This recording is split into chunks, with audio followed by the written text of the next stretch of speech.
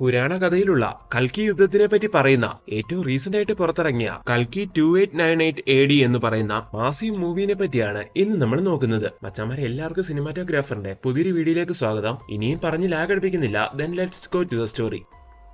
മൂവിയുടെ സ്റ്റാർട്ടിങ്ങിൽ തന്നെ കുരുക്ഷേത്ര യുദ്ധം കാണിക്കുന്നു. ഒരുപാട് ആൾക്കാരുടെ ജീവനാണ് അതിൽ പൊലിഞ്ഞുകൊണ്ടിരിക്കുന്നത്. അടുത്ത സീനിൽ കൊട്ടാരം കാണിക്കുന്നു. കൊട്ടാരത്തിന്റെ റാണിയായ ഉത്തര ഇപ്പൊ അവിടേക്ക് വരുവാണ്. അഭിമന്യു മരിച്ചു പോയിരുന്നു. ഉത്തര ഇപ്പൊ പ്രഗ്നന്റ് ആയിരുന്നു. സോ പിറക്കാൻ പോകുന്ന ആ കുഞ്ഞാണ് ഇനി ഈ വംശം കാത്തു സൂക്ഷിക്കേണ്ടത്. അതുകൊണ്ട് തന്നെ എന്ത് വില കൊടുത്തും ആ കുഞ്ഞിനെ രക്ഷിക്കണമെന്ന് എല്ലാവരും വിചാരിക്കുവാണ്. എന്നാൽ ഈ സമയം ദൂരെ നിന്ന് ഒരു ബ്രഹ്മാസ്ത്രം അവിടേക്ക് വന്ന് ഉത്തരയുടെ വയറ്റി കുത്തിക്കേറുന്നു. അങ്ങനെ എല്ലാവരും രക്ഷിക്കണമെന്ന് ആലോചിച്ച ആ കുഞ്ഞ് അവിടെ മരിക്കുന്നു. അങ്ങനെ ആ സീനോടെ കട്ടായി വീണ്ടും കുരുക്ഷേത്ര യുദ്ധം കാണിക്കുവാണ്. ദ്രോണാചാര്യരുടെ മകനായ അശ്വത്ഥാമിന്റെ കയ്യില് ഇപ്പൊ ഒരു മയിൽപീലി കിട്ടുന്നു. അങ്ങനെ അദ്ദേഹം മയിൽപീലിയിലേക്ക് നോക്കി നിൽക്കുന്ന അതേ സമയം തന്നെ അയാളുടെ മുമ്പിൽ കൃഷ്ണ ഭഗവാൻ പ്രത്യക്ഷപ്പെടുന്നു. ആ ഗർഭത്തെ ശിശുവിനെ കൊന്നുകളഞ്ഞത് നീ ചെയ്ത വലിയ തെറ്റാണ്. പാണ്ഡവർ ചെയ്തു കൂട്ടിയ തെറ്റിന് ആ കുഞ്ഞിനെ കൊന്നുകളഞ്ഞത് ഒട്ടും ശരിയായില്ല. അതിനുള്ള ശിക്ഷ എന്തായാലും നിനക്ക് ലഭിക്കും. പക്ഷെ അത് മരണമല്ല. മരണം എല്ലാത്തിന്റെ അവസാനമാണ്. സോ അശ്വത്ഥാമിന് കിട്ടാൻ പോകുന്ന ശിക്ഷ എന്താണെന്നറിയാവോ? ഇനിയും കുറെ വർഷങ്ങൾ കഴിഞ്ഞ് ഇതേപോലെ ഒരു യുദ്ധമുണ്ടാവും, കൽക്കി യുദ്ധം. അതുവരെ അശ്വത്ഥാമാവ് ജീവിച്ചിരിക്കും. എന്നിട്ട് അതിലൊരുപാട് പ്രയാസങ്ങൾ അനുഭവിക്കും. അങ്ങനെ ഈ ഒരു ശിക്ഷയാണ് കൃഷ്ണ ഭഗവാൻ അയാൾക്ക് കൊടുക്കുന്നത്. ഒരു ശാപമോക്ഷം കൂടി പറഞ്ഞു തന്നുകൂടെയെന്ന് ഈ സമയം അശ്വത്ഥാമാവ്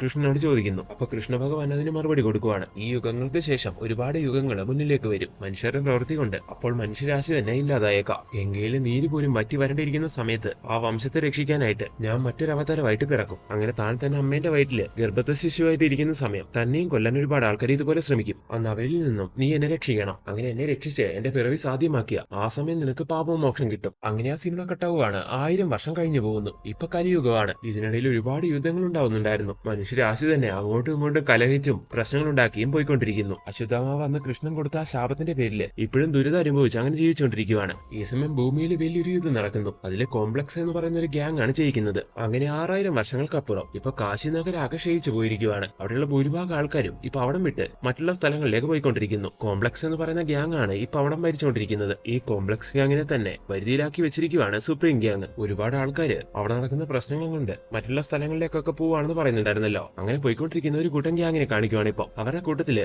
ഒരു പ്രഗ്നന്റ് ലേഡി ഉണ്ടായിരുന്നു. ഇപ്പൊ ആ ലേഡീനെ കണ്ടിട്ട് ആ കൂട്ടത്തിലുള്ള ഒരു പ്രായമായ വ്യക്തി അയാളുടെ പക്കലുണ്ടായിരുന്ന ഒരു കല്ലെടുക്കുന്നു. 1000 വർഷങ്ങൾക്ക് ശേഷം കൃഷ്ണൻ പുതിയൊരു അവതാരം എടുക്കുമെന്ന് പറയുന്നുണ്ടായിരുന്നല്ലോ. ഇപ്പൊ ഇയാളുടെ കയ്യിലുള്ളത് ഒരു അമൂല്യമായ കല്ലാണ്. അത് ഈ പ്രഗ്നന്റ് ലേഡീന്റെ കയ്യിൽ വെച്ച ആ കല്ല് തിളങ്ങിയ ഇവളുടെ വയറ്റി വളരുന്നത് ദൈവമാണെന്ന് മനസ്സിലാക്കാം. അങ്ങനെ ഇപ്പൊ ഈ പെണ്ണിനെ കണ്ടപ്പോ പെട്ടെന്ന് അയാൾക്ക് ആ കാര്യം ഓർമ്മ വന്നു. അങ്ങനെ ആ കല്ലെടുത്ത് അവളുടെ കയ്യിൽ വെച്ച് അയാൾ ടെസ്റ്റ് ചെയ്യുവാണ്. എന്നാൽ ആ കല്ല് തിളങ്ങുന്നില്ല. ഇതേ സമയം കോംപ്ലക്സ് ഗ്യാങ്ങിലുള്ള യുദ്ധവീരന്മാരല്ല ശംബാല എന്ന് പറയുന്ന നഗരം അന്വേഷിക്കുമായിരുന്നു. ഇപ്പൊ ഇവിടേക്ക് ഈ സ്ഥലം മാറി എത്തിയവരെല്ലാം ശംബാല നഗരത്തിൽ നിന്ന് വന്നതാണെന്ന് വിചാരിച്ച് അവരോട് നഗരത്തിനെ പറ്റിയല്ല കോംപ്ലക്സ് ഗ്യാങ് ചോദിച്ചുകൊണ്ടിരിക്കുകയാണ്. എന്നാൽ അവരാരും ഒന്നും പറയാൻ തയ്യാറാവുന്നില്ല. ഈ ഒരു കാര്യം കൊണ്ട് കോംപ്ലക്സ് ഗ്യാങ് അവരെല്ലാം കൊന്നുകളയുന്നു. അങ്ങനെ കല്ല് കയ്യിലുണ്ടായിരുന്ന ആ വ്യക്തിയും മരിക്കുന്നുണ്ട്. അങ്ങനെ അയാൾ മരിച്ചു വീഴുന്ന സമയത്ത് അയാളുടെ കയ്യിലുണ്ടായിരുന്ന കല്ല് താഴെ വീഴുന്നു. അതിപ്പോ ഒരു കുഞ്ഞിക്കുട്ടി എടുത്തുകൊണ്ട് പോവാണ്. അങ്ങനെ അവിടെ ഈ പ്രശ്നങ്ങളെല്ലാം നടന്നുകൊണ്ടിരിക്കുന്ന സമയത്തും കോംപ്ലക്സ് ഗ്യാങ്ങിലെ ബാക്കിയുള്ള ആൾക്കാര് ശംബാല നഗരത്തിൽ നിന്ന് ഇവിടേക്ക് എത്തിയ കുറെ സ്പൈകളെ അന്വേഷിച്ചുകൊണ്ടിരിക്കുകയായിരുന്നു. എന്നാൽ എത്രയൊക്കെ ചെയ്തിട്ടും എന്തൊക്കെ ചെയ്തിട്ടും അവരെ കണ്ടുപിടിക്കാൻ കഴിയാതാവുമ്പോ ആ ഗ്യാങ് ആ സ്പൈകളെ കണ്ടുപിടിച്ചു തരുന്നവർക്ക് വലിയ പാരിതോഷികങ്ങൾ പ്രഖ്യാപിക്കുന്നു. അങ്ങനെ ആ സ്പൈ അവരുടെ കയ്യിൽ പെടുമെന്നുള്ളൊരു അവസ്ഥ വരുന്ന സമയം അവിടേക്ക് ആ സ്പൈനെ രക്ഷപ്പെടുത്താൻ വേണ്ടി എത്തുന്ന ആളാണ് ഭൈരവ എന്ന് പറയുന്ന നമ്മുടെ നായകൻ. ഇതേ സമയം തന്നെ സുപ്രീം എന്ന് പറയുന്ന ഗ്യാങ്ങിന് അവിടെ ഒരു പ്രൊജക്ട് ഉണ്ടായിരുന്നു. പ്രൊജക്ട് കെ എന്നാണ് അതിന്റെ പേര്. ഈ പ്രൊജക്ട് ചെയ്യാൻ വേണ്ടി 150 ദിവസമെങ്കിലും പ്രഗ്നന്റ് ആയിരിക്കുന്ന ഒരു പെണ്ണിന്റെ സിറം വേണമായിരുന്നു. എന്നാൽ അവിടെ പ്രഗ്നന്റ് ആയിട്ടുള്ള പെണ്ണുങ്ങളെല്ലാം 90 ദിവസം കഴിയുമ്പോഴേക്കും മരിച്ചു പോവായിരുന്നു. ഇതുകൊണ്ട് തന്നെ അവർ ആഗ്രഹിക്കുന്ന രീതിയിൽ അവർക്ക് സിറം കളക്ട് ചെയ്യാൻ കഴിയുന്നില്ല.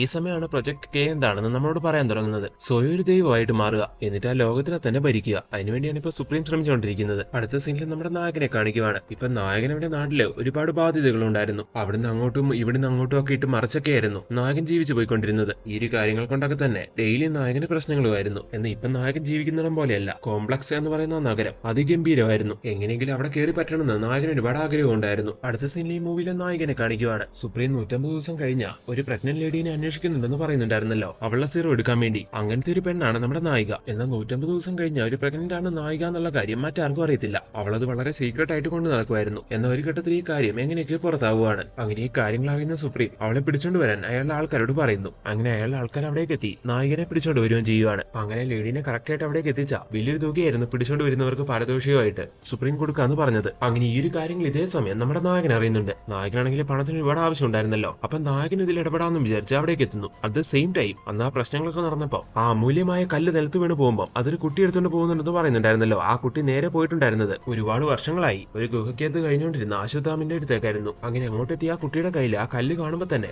ആ കല്ലിന്റെ ശക്തി എന്താണെന്ന് അശ്വത്ഥാമന് മനസ്സിലാവുന്നു. അങ്ങനെ ഇപ്പൊ ആ കല്ലുമായി ആ കുട്ടീനെയും കൊണ്ട് അശ്വത്ഥാമാവും ഇവിടേക്ക് എത്തുവാണ്. അന്ന് കൃഷ്ണ ഭഗവാൻ തന്നോട് പറഞ്ഞ പ്രവർത്തിക്കാനുള്ള ടൈം ആയിന്ന് അശ്വത്ഥാമാവിന് മനസ്സിൽ അങ്ങനെ തോന്നിയിട്ടുണ്ടായിരുന്നു. അതുകൊണ്ടാണ് ഇത്രയും നാളും ഗുഹയ്ക്കകത്ത് കഴിഞ്ഞുകൊണ്ടിരുന്ന അയാള് ഇപ്പൊ വെളിയിലേക്ക് വന്നത്. ഇപ്പൊ ഈ പ്രഗ്നന്റ് ലേഡിനെ കാണുന്ന സമയത്ത് അയാൾക്കൊരു ഡൗട്ട് തോന്നുന്നു, ഭഗവാൻ ജനിക്കാൻ പോകുന്നത് ഈ ലേഡിയിലൂടെയാണോ എന്ന്. ആ കല്ല് വെച്ച് അശ്വത്ഥാമാവിന് വേണമെങ്കിൽ അത് ചെക്ക് ചെയ്യാലോ. അതിനു മുമ്പ് എന്തായാലും ഈ ലേഡിനെ ഇവരുടെ കയ്യിൽ നിന്ന് രക്ഷപ്പെടുത്തണം. അങ്ങനെ അതിനുവേണ്ടി അശ്വത്ഥാമാവ് ഒരുപാട് ശ്രമിക്കുവാണ്. ഈ സമയമാണ് അവിടേക്ക് എത്തി നമ്മുടെ നായകൻ ഇതെല്ലാം കണ്ട് അശ്വത്ഥാമാവിനെ എതിർക്കാൻ തുടങ്ങുന്നത്. കാരണം നായകൻ ആഗ്രഹിക്കുന്നത് ഈ ലേഡിനെ പിടിച്ചു കൊടുത്താൽ കിട്ടുന്ന ആ വലിയ എമൗണ്ടിനെ പറ്റിയാണ്. അതുകൊണ്ടാണ് നായകൻ അശ്വത്ഥാമാവിനെ എതിർക്കുന്നത്. എന്നാൽ അശ്വത്ഥാമാവ് ഒരു ചില്ലറക്കാരനല്ലല്ലോ. അദ്ദേഹത്തിന്റെ പവേഴ്സ് യൂസ് ചെയ്ത് നായകൻ അവിടെ പിടിച്ചു കെട്ടുന്നു. എന്നിട്ട് നായകനെ സേവ് ചെയ്ത് അശ്വത്ഥാമാവ് അവിടെ നിന്ന് പോവുകയാണ്. അങ്ങനെ സുപ്രീം അടക്കം എല്ലാവരുടെയും പ്ലാനിങ് തകർന്നു. നായകൻ ഇടയ്ക്ക് വന്ന് കയറിയോണ്ടാണ് ആ ലേഡിനെ നഷ്ടപ്പെട്ടെന്ന് സുപ്രീം പറഞ്ഞു വിട്ട ആൾക്കാരെ സുപ്രീമിനോട് പറയുകയും ചെയ്യുന്നു. ഇത് കേൾക്കുന്ന സുപ്രീമിനാണെങ്കിൽ നായകനോട് ദേഷ്യം വരുവാണ്. അപ്പൊ ഇനി ഈ ഒരു കാരണത്താൽ താൻ പോവാൻ ആഗ്രഹിക്കുന്ന ആ നഗരത്തിലേക്ക്, അതായത് കോംപ്ലക്സ് നഗരത്തിലേക്ക് തനിക്കിനി കയറാൻ കഴിയില്ല എന്ന് നായകൻ മനസ്സിലാക്കുവാണ്. അങ്ങനെ ആകെ സങ്കടപ്പെട്ടിരിക്കുന്ന നായകനോട് അന്ന് നായകൻ സേവ് ചെയ്ത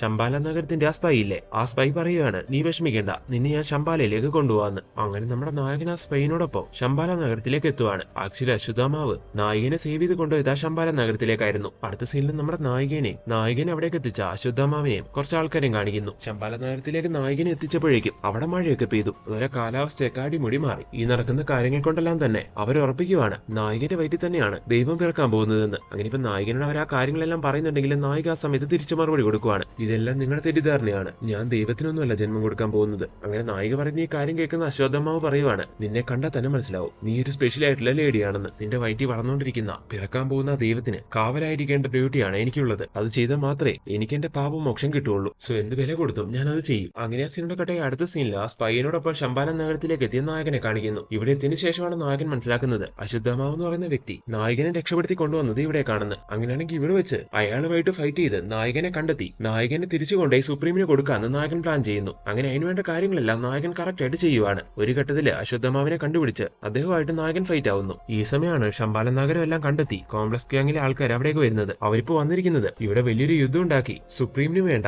നായകനെ പിടിച്ചു കൊണ്ടേ കൊടുക്കാന്നുള്ള ദൗത്യമായിട്ടാണ്. പിന്നെ ഇത്ര നാളും അജ്ഞാതമായിട്ട് കിടന്ന ഈ ശംബാല നഗരം പിടിച്ചെടുക്കാൻ അവരൊരുപാട് ആഗ്രഹിക്കുന്നുണ്ടായിരുന്നല്ലോ. ആ ആഗ്രഹവും നടപ്പിലാക്കണം. അങ്ങനെ അവരവിടെ ഒരുപാട് പ്രശ്നങ്ങൾ കാട്ടിക്കൂട്ടുവാണ്. അത്രയും പവേഴ്സ് ഉള്ള അശ്വത്ഥാമാവിനെ വരെ അവർ ബന്ധിക്കുന്നുണ്ട്. എന്നിട്ട് പ്രഗ്നന്റ് ആയ നമ്മുടെ നായികന്റെ ഒരു തുള്ളി സിറം എടുത്ത് അവരവിടെ നിന്ന് പോകുന്നു. അത് എത്രയും വേഗം സുപ്രീമിനെ ഏൽപ്പിക്കുക എന്നുള്ളതായിരുന്നു അവരുടെ ദൗത്യം. എന്നാൽ അവർക്ക് നായകനെ പിടിച്ചുകൊണ്ട് പോകാൻ കഴിയുന്നില്ല. അതിനു മുമ്പേ നായകൻ കൈക്കലാക്കുന്നു. അതായത് അവളെ നായകൻ കൺട്രോളിൽ കൊണ്ടുവരുവാണ്. എന്നിട്ട് അവൻ അവിടുന്ന് അവന്റെ വാഹനത്തിൽ അവളെയും കയറ്റി അവിടുന്ന് കൊണ്ടുപോകുന്നു. അടുത്ത സീനിൽ സുപ്രീമിനെ എടുത്ത് കളക്ട് ചെയ്ത സിറം അയാളുടെ ആൾക്കാരെ എത്തിക്കുവാണ്. അങ്ങനെ ആ ഒരു തുള്ളി സിറം യൂസ് ചെയ്തപ്പോഴേക്കും മുഖമെല്ലാം ചുക്കി ചുളിഞ്ഞിരിക്കുന്ന സുപ്രീം പെട്ടെന്ന് അതെല്ലാം മാറി മൊത്തത്തിൽ അടിമുടിയൊന്ന് മാറാൻ തുടങ്ങുന്നു. ഇപ്പോഴാണ് ആ സിറം കൊണ്ടേ കൊടുത്ത ആൾക്കാർക്ക് മനസ്സിലാവുന്നത് അത് എത്രത്തോളം പവർഫുൾ ആണെന്ന്. ഒരു തുള്ളിയുടെ എഫക്ട് ഇത്രയാണെങ്കിൽ അപ്പൊ നായകനെ മുഴുവനായിട്ട് കിട്ടിയ എത്ര നന്നായിരിക്കും ഈ സമയത്ത് അവർ ആലോചിക്കുന്നു. അങ്ങനെ അവരെ സുപ്രീമിനോട് പറയുന്ന സമയത്ത് ഇനി നിങ്ങളൊന്നും പോകണ്ട, നിങ്ങളെ കൊണ്ട് അവളെ പിടിച്ചോണ്ട് വരാൻ കഴിയില്ല, അതിനുവേണ്ടി ഞാൻ ഇറങ്ങിക്കൊള്ളാന്ന് അയാൾ പറയുവാണ്. അങ്ങനെ അയാൾ നായകനെ പിടിച്ചോണ്ട് വരാൻ വേണ്ടി അയാളൊരു പവർഫുൾ ആയുധം എടുത്തോണ്ട് അവിടെ നിന്ന് ഇറങ്ങുന്നതായിട്ട് കാണിച്ചുകൊണ്ട് കൽക്കി എന്ന് പറയുന്ന ഈ മൂവിന്റെ ഫസ്റ്റ് പാർട്ട് എൻഡ് ചെയ്യുന്നു. മഹാഭാരത കഥയാണ് ഇതിലൂടെ പറയാൻ ശ്രമിക്കുന്നത്. മഹാഭാരത കഥയിലെ കർണൻ എന്ന് പറയുന്ന ക്യാരക്ടർ ദുര്യോധനന്റെ കൂടെയാണ്. കർണൻ അത് സൗഹൃദത്തിന് വേണ്ടി ചെയ്യുന്ന കാര്യമായിരുന്നു. ഇങ്ങനെയുള്ള കർണൻ കൃഷ്ണനെതിരായിട്ടാണ് ഉള്ളത്. സോ കർണൻ എന്ന് പറയുന്ന ഒരു ക്യാരക്ടർ ആയിട്ടാണ് ഈ മൂവിയിലെ നായകനായ ഭൈരവനെ കാണിച്ചിരിക്കുന്നത്. ശരിക്കും ഭൈരവ ഒരു നല്ല ക്യാരക്ടർ തന്നെയാണ്. എല്ലാവരും സഹായിക്കാൻ ഒരുപാട് ആഗ്രഹിക്കുന്ന ആള്. എന്നാൽ അവനൊരു ആഗ്രഹം ഉണ്ടായിരുന്നു. അത് നമ്മൾ ഓൾറെഡി ചർച്ച ചെയ്തതാണ്. കോംപ്ലക്സ് എന്ന് പറയുന്ന നഗരത്തിലേക്ക് കയറി പറ്റണം. എന്നാൽ അതിനൊരുപാട് പണം ആവശ്യമുണ്ടായിരുന്നല്ലോ. അതിനുവേണ്ടിയാണ് നായകൻ ഇപ്പൊ ഇങ്ങനത്തെ കാര്യങ്ങളെല്ലാം ചെയ്തുകൊണ്ടിരിക്കുന്നത്. മഹാഭാരതത്തില് ശത്രുക്കളുടെ ഗ്യാങ്ങിൽ ഉണ്ടായിരുന്ന കർണൻ ഇതേ കൽക്കി യുദ്ധത്തിലും ശത്രുക്കളുടെ കൂടെയാണുള്ളത്. നായകനാണ് ആ ക്യാരക്ടർ ഇൻഡിക്കേറ്റ് ചെയ്യുന്നത്. ഇപ്പൊ നടന്നുകൊണ്ടിരിക്കുന്ന ഈ കലിയുഗത്തില് കൃഷ്ണൻ പുതിയ അവതാരം എടുക്കുമ്പോൾ അതില്ലാതാക്കാൻ വേണ്ടി ഒരുപാട് ശത്രുക്കൾ ശ്രമിക്കുന്നുണ്ട്. എന്നാൽ ഇപ്പൊ അവരിന്ന് നമ്മുടെ നായകനാണ് അവരെ സേവ് ചെയ്തിരിക്കുന്നത്. എന്നാൽ നായകനവന്റെ ആഗ്രഹം നിറവേറ്റാൻ വേണ്ടി സുപ്രീമിന്റെ അടുത്ത് നായകനെ കൊണ്ട് എത്തിക്കുമോ എന്ന് പറയാൻ കഴിയില്ല. സോ ഈ കലികാലത്തില് കൽക്കിയായിട്ട് നമ്മുടെ കൃഷ്ണ ഭഗവാൻ അവതാരം എടുക്കുമ്പോൾ ആരൊക്കെ ഏതൊക്കെ ടീമിലായിരിക്കും എന്നറിയാൻ നമുക്ക് ഈ മൂവിന്റെ സെക്കൻഡ് പാർട്ട് ഇറങ്ങുന്നിടം വരെ കാത്തിരിക്കാം. അപ്പൊ മച്ചന്മാരെ എങ്ങനെയുണ്ടായിരുന്നു ഈ മൂവി വളരെ ഷോർട്ടാക്കിയാണ് ഞാൻ നിങ്ങളിലേക്ക് എത്തിച്ചിരിക്കുന്നത്. പിന്നെ ഈ വീഡിയോ ഞങ്ങൾ ചെയ്തിരിക്കുന്നത് ട്രെയിലർ കട്ട് വെച്ചിട്ടാണ്. ആ ഒരു കാര്യം കൊണ്ട് തന്നെ നിങ്ങൾക്ക് ഈ കഥ മനസ്സിലാക്കാൻ കുറച്ച് ബുദ്ധിമുട്ട് തോന്നിയേക്കാം. മഹാഭാരതമൊക്കെ നിങ്ങൾക്ക് കുറച്ചെങ്കിലും അറിയാവുന്നതാണെങ്കിൽ ഞാൻ പറയുന്നത് വെച്ച് നിങ്ങൾക്ക് അതിലേക്ക് കണക്ട് ചെയ്യാൻ കഴിയും. ഇനി അങ്ങനെ സാധിച്ചില്ല എന്നുണ്ടെങ്കിൽ തൊട്ടടുത്ത തിയേറ്ററിൽ പോയി ഈ മൂവി മുഴുവനായിട്ടൊന്ന് കാണാൻ ശ്രമിക്കുക. അത് ഞാൻ എക്സ്പ്ലെയിൻ ചെയ്തു തരുന്നവരല്ല, നിങ്ങൾക്കൊരു പ്രത്യേക ഫീൽ തന്നെ തരും. ഒരു നല്ല മൂവി എക്സ്പീരിയൻസ് തരും. ഒരുപാട് എഫേർട്ടിലൂടെ പിറന്നൊരു മൂവിയാണിത്. സോ അതിനതിന്റേതായ വില കൊടുക്കണം. അതുപോലെ ഈ വീഡിയോ കണ്ട നിങ്ങളെല്ലാവരും ഞങ്ങളെ സപ്പോർട്ട് ചെയ്യണം. ഞങ്ങളുടെ ചാനൽ സബ്സ്ക്രൈബ് ചെയ്ത് ഈ വീഡിയോക്ക് ഒരു ലൈക്കും കൂടി ഇട്ട് ഞങ്ങളെ മോട്ടിവേറ്റ് ചെയ്യണം. പിന്നെ നിങ്ങൾക്ക് ഇഷ്ടമുള്ള ഇതുപോലത്തെ പുതിയ പുതിയ വീഡിയോസ് ആയിട്ട് ഇനിയും ഞങ്ങൾ നിങ്ങളുടെ മുമ്പിലേക്ക് വരുന്നതായിരിക്കും. Then see you on next video. Thank you so much.